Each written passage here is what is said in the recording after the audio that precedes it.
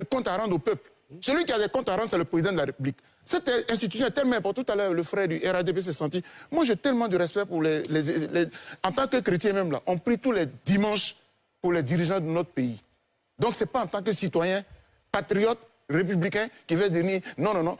Un intellectuel, il parle pour améliorer. Vous savez, demain, vous ne serez plus au pouvoir. Hein, parce que vous n'allez pas rester indéfiniment au pouvoir. Donc, il faut que vous et moi, on participe à laisser à ce pays des institutions qui puissent nous faire honneur. On va aux États-Unis. On voit comment les gens sont tranquilles dans leur pays parce qu'ils ont évolué. Donc, ce que nous faisons comme débat aujourd'hui, là, c'est pour améliorer notre pays, pas pour préserver un pouvoir RHDP. D'accord. Docteur Bogassako, on vous a bien compris. Emmanuel Macron est un ami. Pardon, moi j'ai pas d'amis. Camarade. J'ai pas d'amis.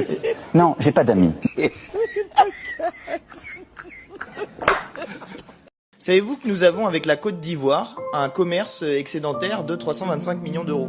Que donc la Côte d'Ivoire, dans les échanges, si on prend au global tout ce qui se passe avec la Côte d'Ivoire, on leur vole chaque année 325 millions d'euros. Ah bah oui, quand on le dit comme ça vous choque. Hein? Ah, quand on le dit comme ça vous choque. Eh oui, ça vous choque.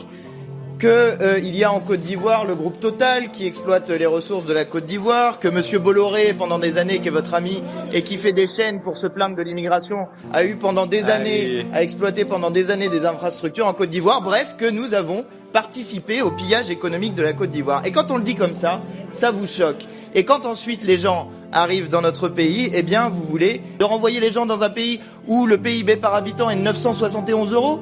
C'est ça que vous nous proposez? 76 € par mois, c'est ça que vous nous proposez? On est en train de parler de situation humaine, de pauvreté, de raisons pour lesquelles les gens quittent leur pays parce qu'ils ont envie de venir en aide à leur famille.